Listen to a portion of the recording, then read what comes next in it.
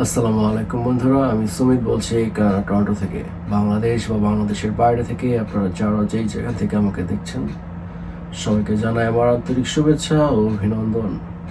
আপনারা যারা visitor visa এবং ট্যুরিস্ট ভিসার জন্য অ্যাপ্লাই করছেন এবং অনেক দিন যাবতই আপনাদের ফাইলটা আটকে আছে, তো আপনাদের জন্য একটা সুন্দর আপডেট আজকে নিয়ে এসেছি। সো ধৈর্য ধরে পুরো ভিডিওটা দেখবেন, এবং যারা আমার চ্যানেলে নতুন এখনো পর্যন্ত সাবস্ক্রাইব করেননি, ফার্স্ট টাইম আমার চ্যানেলটা সাবস্ক্রাইব করে দেন নোটিফিকেশন যে বেলটা সেটা ক্লিক করে দেন, যেন নেক্সট টাইম আমি কোনো ভিডিও দিলে সবার আগে আপনার কাছে পৌঁছে যায়।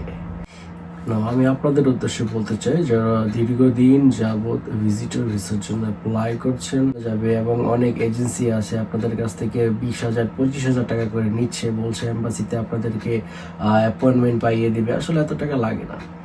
সো যাই হোক, আমি যেটা বলতে চাচ্ছি যে আপনাদের যে ভিজিটর ভিসা, আমি দেখেছি একজন ভাই আমাকে কমেন্টস করছে যে উনি স্টাডি ভিসার জন্য অ্যাপ্লাই করেছিল, 3বার রিফিউজাল আসার পরে তার যে স্টেটাস সে পরিবর্তন করে আবার ভিজিটর ভিসার জন্য অ্যাপ্লাই করেছে। যে সে ধৈর্য ধরে, তার বিশ্বাস ছিল সে এই জিনিসটা ভালোভাবে পুনরায় গুছিয়ে তার যে ফাইলটা ছিল পুনরায় গুছিয়ে সে যখন আবার ভিজিটর ভিসার জন্য অ্যাপ্লাই করেছে, তার সমস্ত কিছু যখন কোনো এজেন্সি বা কোনো লয়ার আপনাকে বলবে যে আমার এইটাই মুহূর্তে প্রয়োজন, আমার এইটা দরকার, আমার ওইটা দরকার, আপনাকে সাথে সাথে ওইটা তাকে দিতে হবে। আপনি কোনো ফেক ডকুমেন্টস বা আপনি কোনো ফেক আপনার কোনো ফাইল সাবমিট করলে, আপনার যদি ফেক স্পন্সরশিপ হয়, আপনি তো এয়ারপোর্টে গিয়ে আটকে যাবেন। আপনাকে আমি বলছি যে দেখেন, আপনার যে আইটিআর এর যে ফান্ড আপনি দেখাবেন, আপনি চাইলে আপনার ভাইটা দেখান, আপনার বোনেরটা দেখান, আপনার মা বাবা সবারটা মিলিয়ে অ্যাটলিস্ট 25 লাখ টাকা বা 35 লাখ টাকার একটা হিউজ পরিমাণে অ্যামাউন্ট আপনি দেখান। আপনাকে যদি ভিজিটর ভিসার জন্য একটা ভিসা দেওয়া হয়, ধরলাম আপনাকে 5 বছরের একটা ভিসা দিল, ধরলাম আপনাকে 3 বছরের একটা ভিসা দিল, ধরে নিলাম আপনাকে একটা মাল্টিপল ভিসা দিয়ে দিল 10 বছরের। কিন্তু এখন কথা হচ্ছে যে আপনি এখানে দেখবেন যে আপনাকে হয়তো বা 2টা প্লেন পাল্টাইতে হতে পারে, বা একটা প্লেনে করে গেলেন, আবার আপনি একটা রিটার্ন টিকিট কাটলেন আবার এই দেশে আসার জন্য। সো আপনি চেষ্টা করবেন যে আপনার যে 2টা এয়ার টিকিট সেটার জন্য একই কোম্পানির হয়, কারণ হয়তো বা দেখা গেছে যে আপনার যে রিটার্ন টিকিটটা কাটবেন এটা নিয়েও আপনাকে ইমিগ্রেশনে কোশ্চেন করতে পারে। আর আপনাকে আমি সুন্দর একটা অ্যাডভাইস দিতে চাচ্ছি, এটা আপ টু ইউ।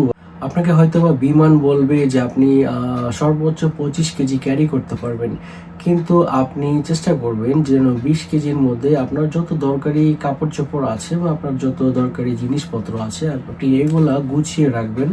আর আপনি চেষ্টা করবেন যে 15 দিনের মধ্যে থেকে আপনি আবার ব্যাক করবেন, কারণ এটাও আপনাকে ইমিগ্রেশনে কোশ্চেন করতে পারে যে আপনি বলছেন যে 15 দিন আপনি থাকবেন, আপনি 15 দিনের মধ্যে তারপরে দেশে চলে যাবেন, আপনার রিটার্ন টিকিট 15 দিনের বা 10 দিনের, কিন্তু আপনার লাগেজ দেখে তো মনে হচ্ছে যে আপনি এখানে অলরেডি একদম স্থায়ী বাসিন্দা হওয়ার উদ্দেশ্যে এসেছেন। সো আপনার কোশ্চেন আরও ডিফিকাল্ট হয়ে যেতে পারে। সো মাই ফ্রেন্ড, আমি আপনাদেরকে এতটুকুই বলতে চাই যে আপনাকে ইমিগ্রেশন এমনও কোশ্চেন করতে পারে যে আপনি যে আসছেন আজকে, ধরেন আপনি 7 তারিখে ল্যান্ড করলেন, আপনি 8 তারিখে কি করবেন, আপনি 9 তারিখে কি করবেন, আপনি 10 তারিখে কি করবেন, অ্যাটলিস্ট 3 দিনের আপনার যে প্ল্যান সেটা আপনাকে জিজ্ঞেস করতে পারে। সো আপনি এই সমস্ত জিনিসও খুবই কেয়ারফুল থাকবেন। আর অনেকে দেখা গেছে যে আপনার এজেন্সি আপনার ফাইলটা সাবমিট করেছে, কিন্তু আপনার যেই ভূমিকা, আপনার যে পজিশনটা, আপনি কিসে যাচ্ছেন সেটা আপনি ভালোভাবে সেই কাগজটা পড়ে নেবেন, কারণ আপনাকে এজেন্সি যেই কাগজটাই দিবে বা আপনার যে লয়ার আপনাকে যেই কাগজটাই দিবে, আপনি সম্পূর্ণ কাগজটা ভালো করে পড়বেন। কারণ আপনাকে যে জিজ্ঞেস করবে তারা কাগজটা দেখেই কিন্তু জিজ্ঞেস করবে ইমিগ্রেশনে। আপনি যদি ওয়ার্ক পারমিটে আসেন, আপনাকে জিজ্ঞেস করবে যে আপনার কি সাথে অফার লেটারটা আছে কিনা, আপনার এলএমআই যে সেটা কি আপনার হাতে আছে কিনা। না থাকলে আপনাকে জিজ্ঞেস করতে পারে যে আপনি কোন কোম্পানিতে যাচ্ছেন, সেই কোম্পানির মালিকের নাম কি, আপনি সেটা কোন জায়গায় অবস্থিত, এই সমস্ত জিনিস জিজ্ঞেস করতে পারে। যে আপনার লাখে যে অনেক সময় 1-2 কেজি বেশি হলে সেটাও জিজ্ঞেস করতে পারে যে আপনি 1-2 কেজি বেশি কেন নিয়ে আসছেন। এগুলো ছোটোখাটো জিনিস আপনি একদম। আর যদি আপনি ভিজিটর ভিসাতে আসেন, আপনি যখন এখানে ল্যান্ড করবেন আপনাকে জিজ্ঞেস করতে পারে যে আপনি অন্যান্য দেশ রেখে কেন কানাডায় চুজ করলেন। আপনি যদি বলেন যে এই কারণ কানাডার এই জায়গা আমার পছন্দ, হ্যাঁ আমি ছোটোবেলা থেকে খুব স্বপ্ন আসার, এই সমস্ত কথাবার্তা যদি আপনি বলে তাদেরকে ইমপ্রেস করতে পারেন, আপনার সমস্ত কিছু দিয়ে যদি তাদেরকে ইমপ্রেস করতে পারেন, এটা আপনার জন্য একটা ভালো।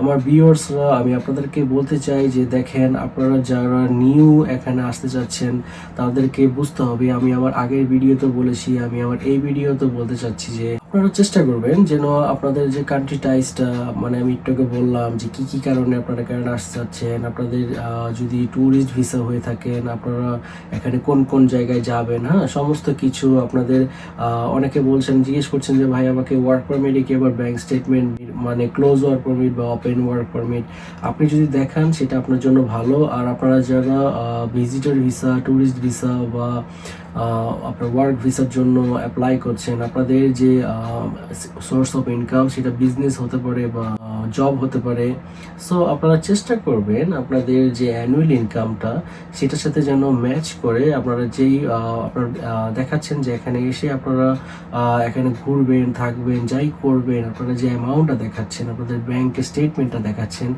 সেটার সাথে যেন ম্যাচ করে যে আপনাদের বছরে এত টাকা ইনকাম আছে, সো আপনারা এখানে এসে সেই খরচটা আপনারা বহন করতে পারবেন। সো প্রতিটা ভিডিওতেই আমি ছোট ছোট করে আপনাদেরকে বলছি, কারণ এখানে প্রতিনিয়তই ইমিগ্রেশন আপডেট হচ্ছে। আর আপনাদের সাথে অবশ্যই কমেন্টসে আপনাদের যে মতামত সেটা লিখবেন, যেন নেক্সট ডে আমি কোনো ভিডিও বানালে যেন আপনাদের যে কোশ্চেন সেটার উপর ডিপেন্ড করে আমি বানাতে পারি। So thanks for watching my video. দেখা হয় পরের ভিডিওতে। Tata, bye bye.